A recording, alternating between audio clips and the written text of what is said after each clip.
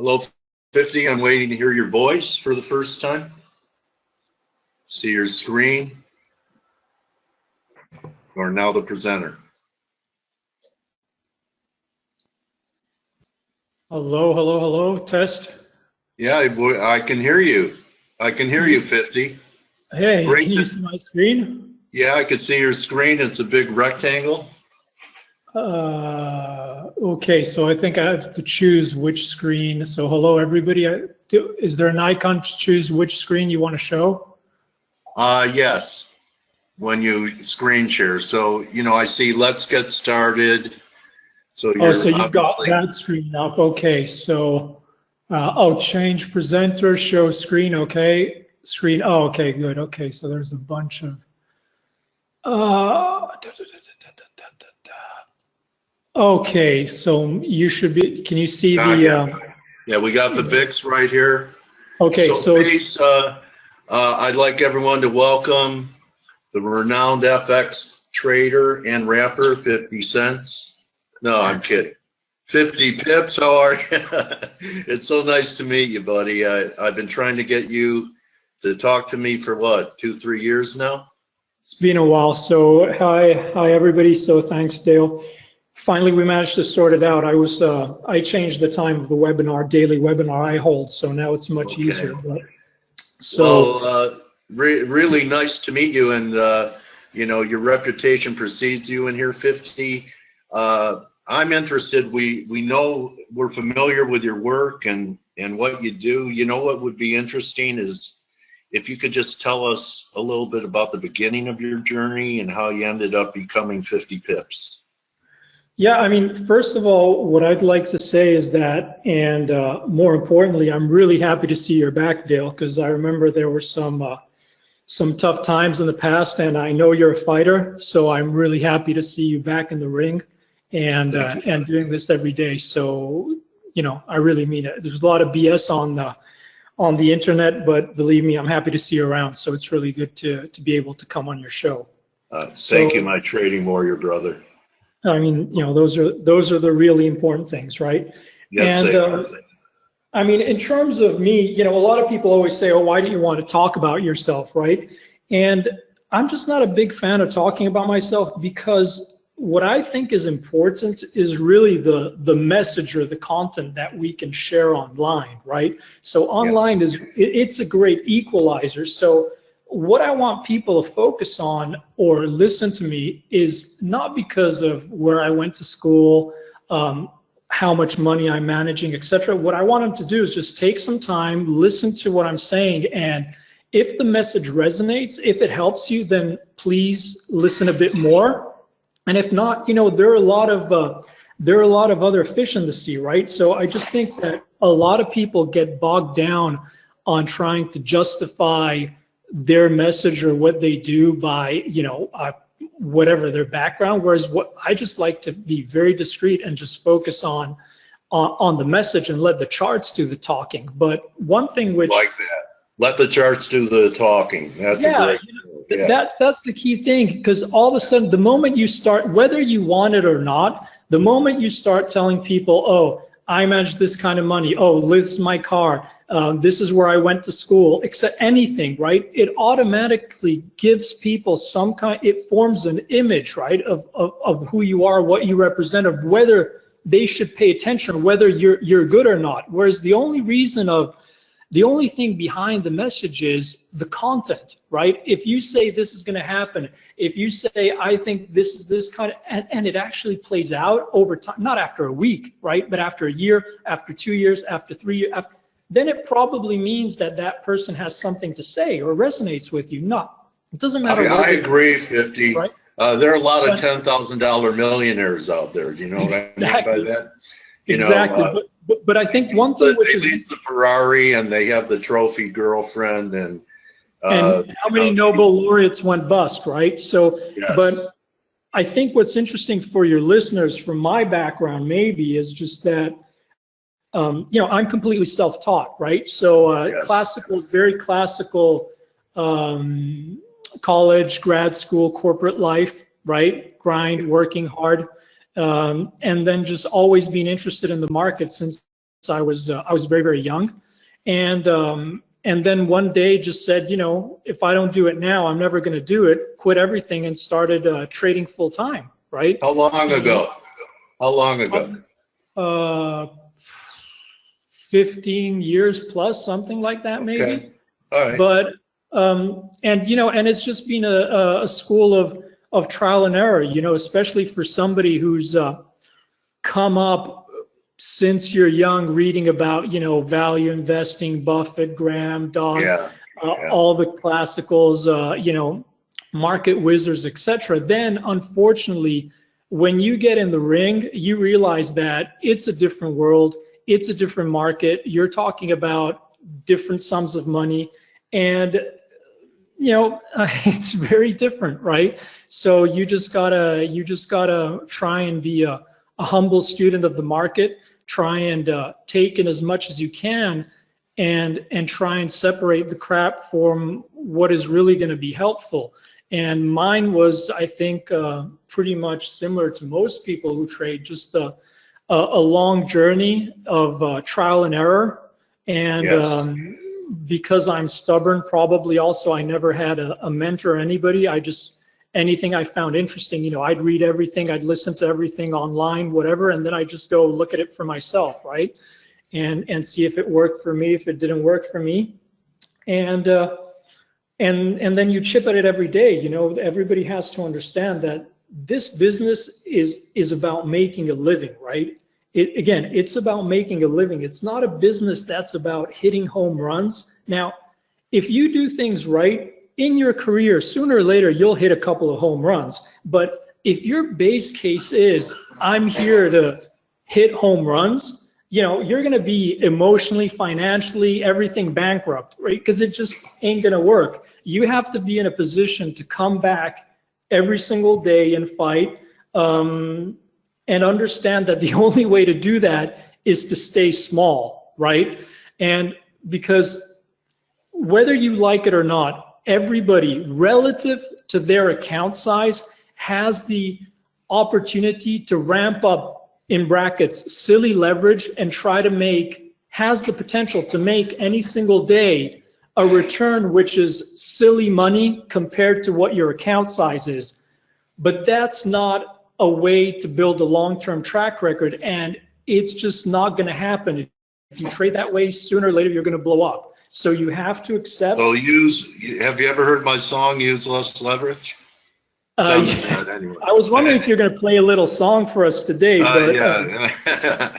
No, the guys at F.A.E. have begged me not to. But okay, yeah, so, you know, point well taken on be small and grind it out. I know Blake does that. You know, what's on the internet is a lot of delusional stuff about, you know, 4-figure returns in 6 months, etc. So let me ask you this. On that journey that started 15 years ago, and I ask everybody this, I'm curious if you're in the range. How many years did it take while you were chipping away and had perseverance to make a breakthrough to become a profitable and more consistent trader? Now, again, you'll see most people find me to be difficult because I always never really answer questions the straight way. I'm okay with it. Because questions, it's really, you know, the question can frame the answer, right? And yeah. What I think is that everybody's so obsessed about this profitable trader, right? Become profitable. Yeah. What does become profitable trader be? Does it mean profitable every single day, every month, every year, you see what I mean? For me, right. Good point. It's going to mean something different for everybody else. So it's kind of like people, what do you think the euro is going to do? Today, next minute, next hour, next quarter, you see what I mean? So yeah, I do. To answer your question, as a general rule, you always have to quantify things. So I'm going to try and quantify my answer. I think that, and it's hard for me because it's a constant process, right? It's a constant process. I think you're not growing, you're dying, right? Yeah, but I mean, it's also, I was lucky to have some money aside so that I didn't have to live off my trading, because if you do that, you're asking for trouble. So for me, the question is, at what time do you feel, I think the big question is, after how long do you think I got this, right? So regardless of how much money you're making, because your account size may still be small, is at what time do you think, okay, no matter what happens, I'm going to show up tomorrow. I'm not going to blow an account. I got this. It might take me 5 years. It might be 10 years. It might take me 20 years, but I'm no longer in a position to not show up the next day, right? Now, I always traded very small account sizes to start with, so I knew that if I blew an account and I blew my fair share, I'd still be there the next day because I didn't have it all in one account. But yeah, I think it's for great transparency. Probably 3 to 5 years, right? Yeah. But I'm going to tell you why it's difficult, and I don't think I've ever told this to anybody. I don't think I've talked about this, but I'll tell you why it's difficult for me, because when I quit my job, basically I set myself up to basically trade a value fund, right?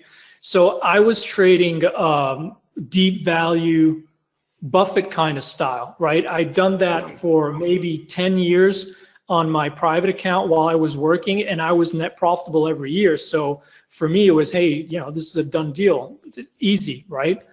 And then when I started trading, the markets were different, stuff happened, we started to hit into rough patches, and I realized that is just with the money I had, there was no way I could sit on a position for 3 years waiting for it to pay out, because I need to pay the bills, right? That's the other thing you realize. So even though my strategy was profitable, I could not live off that strategy, because I needed, you know, I had to change the way I was trading. So from then I started to trade stocks a little bit more aggressively. Then after that, I got introduced got introduced and started trading Forex. Then I was trading a mix. Then at one point I just quit stocks altogether and I moved. So my journey has evolved into pretty much what now is just very speculative trading on you know, future commodities in general, right?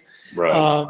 But it started very, very early. It started with me being profitable. I got this, but the problem is, profitable I got this wasn't generating enough returns for me to live. So then I had to go through a whole different process and reinvent my style.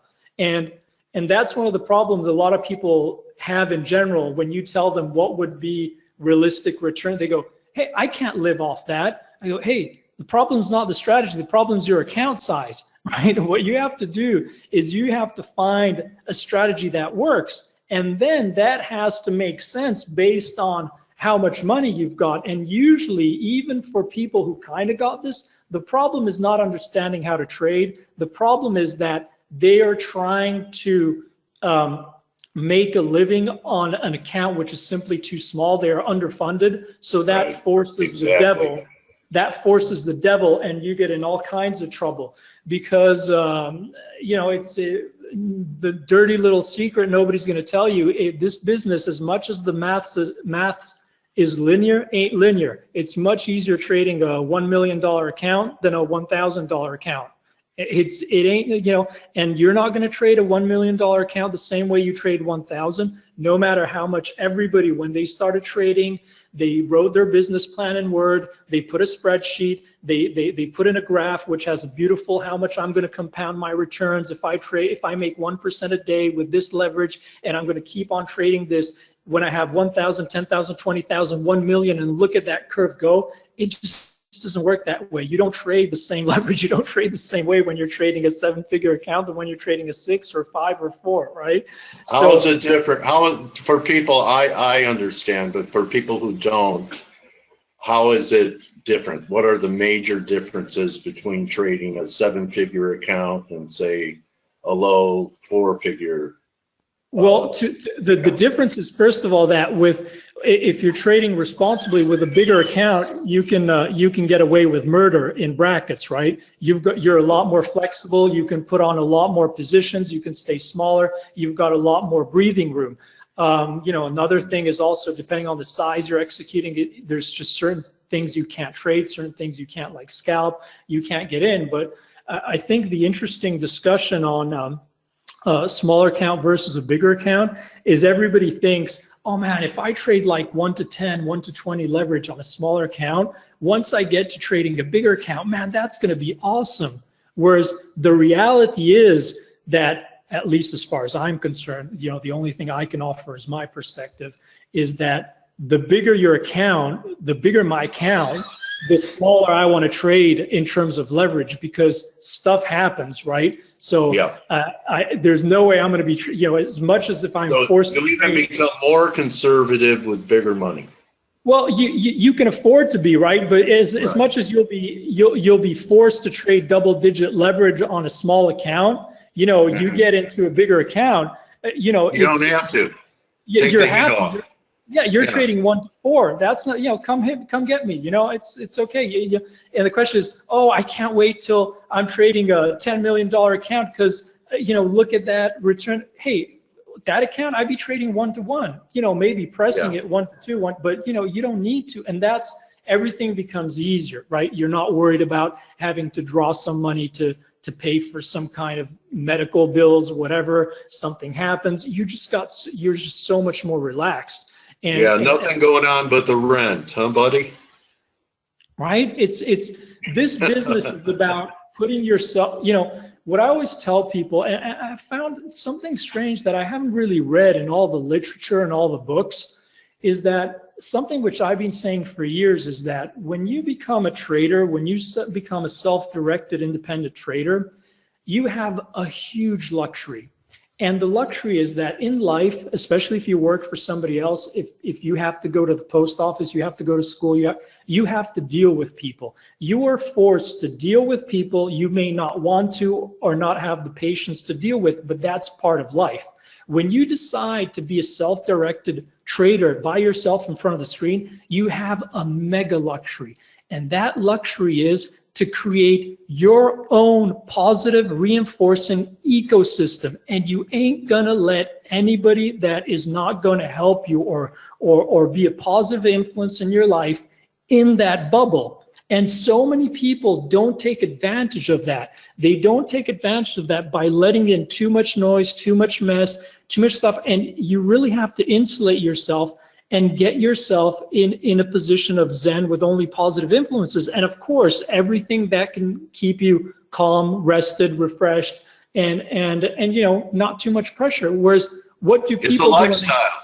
It's a lifestyle, right? What do people do? They trade. They think, I need to make, I got 3 ex-wives, 2 lovers, and nasty habits, and a $1,000 account. Let me start trading for a living. I only may have to make 400% to pay my bills, right? So starting, they're putting themselves in a condition to fail. Then they follow 2 million people on Twitter sending trade calls, so they're bombarded with trade calls. Then they lever up. Then they're going to blow up, right? It's just because it wouldn't be human to be able to put in those results and to function with so much influence and so much mess. And they put on 25,000 indicators on the chart, right? Instead of making it, as I always say, this is as hard as you want to make it, right? Put yourself. 50, do you know what the 2 most rare statements made on Twitter are?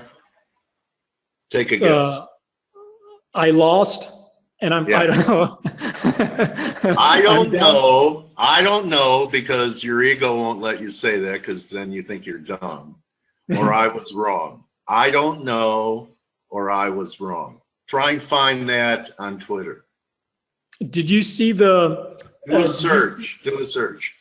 You should see the. Let me see if I can bring it up. I'll read it out to you. The thought of the day I posted in my blog post today is quite funny, actually. So let me just read it out. Just if you can. So it's from Victor Niederhofer, right? So it's from Education of a Speculator. It goes, like most successful people secure in their trade and stature, I tend to emphasize my losses. The main reason is that it keeps me humble and essential for success in this field where one false move can lead to irreversible disaster. This is what the business is about. The business is about booking losses, but not letting those losses bankrupt you. You know, even a 50-50, yeah, it's hard. Even a 50-50 trader is a star, right? If you've got a good expectancy, but that Right, means R to that R. every If your day, R to R is good, you're making money. yeah, but that means that think about Dale, think about it. It means that 1 out of 2 times you're getting slapped in the face and you're saying you suck, right? So imagine if at school you failed 1 out of every 2 tests. Imagine if you had a fight with 1 out of every 2 people you met. Imagine Right. if you had a driving accident once every 2 times you took the car. It's so much pressure to be able to take this. So it's, you know, not everybody's wired to trade, but you really have to work on that and understand is it ain't about Instagram, right? It's about making a living day in, day out, eating humble pie, because if you don't, the market has a really good experience, good way of making you eat humble pie, right? But that's why you can tell who's been around for a while, because you won't get somebody who's been around for a while who's very, very cocky, or the only time they will be is if they made a killing and they stopped trading and they're no longer trading and they still remember that. But if you actively trade every day, it's very hard for you to not be humble because the market takes care of that, right? Yes. So, any reason you have the VIX chart up here today? Not well. It's just I had that. I just brought up a charting part for instead in case we're going to talk charts. But you know, I think what I said on Sunday is that, you know, I'm just tired of people emailing me or messages on the blog saying, how do I short volatility? How do I short volatility? It's like, just to make clear to everybody, as I said, there's far more chance that this week we're going to be somewhere in here into Thursday, Friday than we close below 9, right? This is just, again, it's a big accident waiting to happen, and most people have never lived through anything like that. And it's just really sad that, you know, it's always the same story. People just think this time is different, this time is different. And it's the complacency is shocking, right? It doesn't mean that you can't trade a low VIX environment, but it's, for God's sake, if you're a newer trader or anyway, so yes, you this have is not no normal. business. Yeah, you have no business trading VIX. You have no business shorting VIX. If not, you're going to find out the hard way, and it's a painful way. Yeah, like, you know, lowest reading in what, 25 years, 50? And, you know, kind of reminds me of, you know, up near the highs in Bitcoin too. So, yeah, people have this belief that what's happening today is going to go on forever. And we know that things always change. It's just a matter of how far rubber bands can stretch. And I've seen them stretch longer than I thought was imaginable before. Yeah, we look at NASDAQ 98, 99, even 98, everybody thought, you know, we'd blown off the top, and then it still caused a lot of pain. Now, I think what I'm trying to say is, just to make sure, is I'm not saying that this is the, let's get the ES up here. I'm not saying that this is the end of the world, right? That it's the end of the world and we're going to die and we have to buy some bomb shelters, right? But what I'm just saying is that we've reached a point where everybody thinks that a 1% move down is a correction, right? So sooner or later, because it has been. Yeah, but but sooner or later we're going to get, the S&P is going to be down 100 or 200, or it's going to be down 100 on the day. And don't be the person who's forced to be coiled up in the fetal position under your desk because you thought it couldn't happen. All I'm saying is entertain the fact it could happen, and that healthy markets move both ways, and that the longer something, you know, you get this stuff is contained, the more aggressive the breakout can be. Now that's all we're saying, but you know, for now it's moving higher. You've got a very healthy dose of debate on Twitter, but you know, any move back into the moving averages is going to be buy a dip until it isn't. But don't put your, it's just, I have no problem if you want to buy intraday and you're looking to trade this to the long side because the chart is long. What I have a problem is when I get people emailing me or writing me saying, oh, I liquidated a bunch of money. I want to put it all in the market in my IRA or in my retirement. If I want to buy in because it's going to go too high. is just, you know, pump the brakes. So you're starting to get that. You're starting to get that stuff now, or for a while. Yeah, I've been getting that for a while. And again, it usually lasts longer than you think it will. Expect. Yeah, they say that manias first break the people who bet against them, then break the people who bet on them. Yeah, I got a couple of people in my room that that keep on bugging me every day. They go, "Hey, 50, tell me when you're going long equities so I can get short," right? Because they think I'm going to be the last one to when I get bullish. People. Yeah, I know. People love to. That would be the signal. I wouldn't fade you, buddy.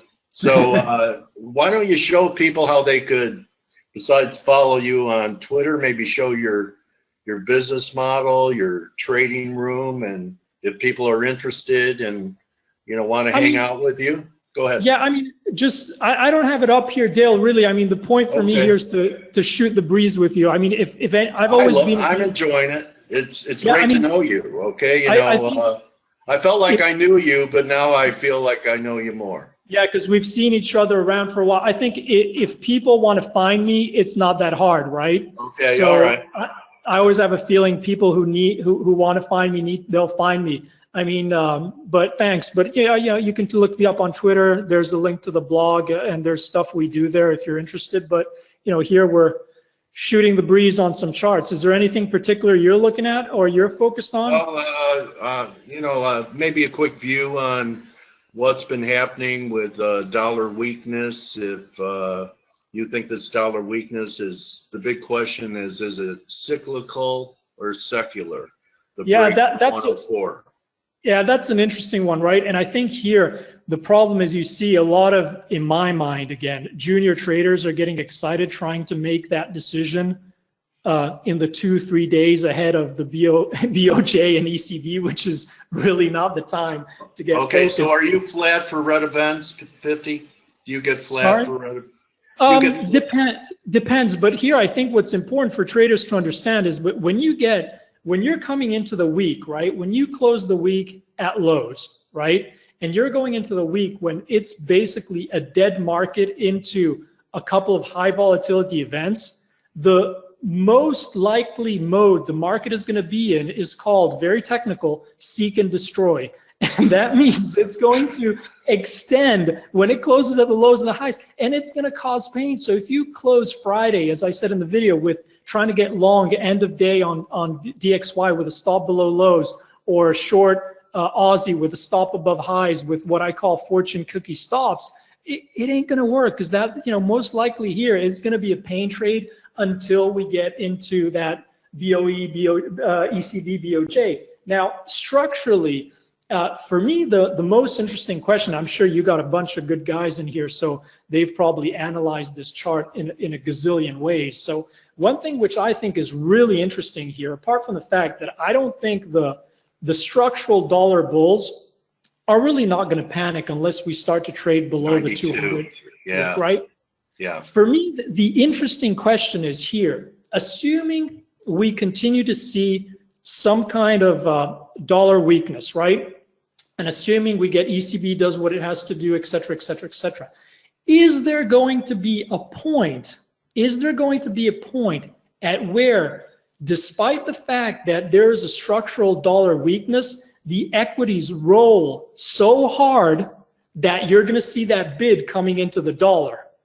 I think that's the most interesting play on the board in terms of asymmetric risk reward. If it sets up.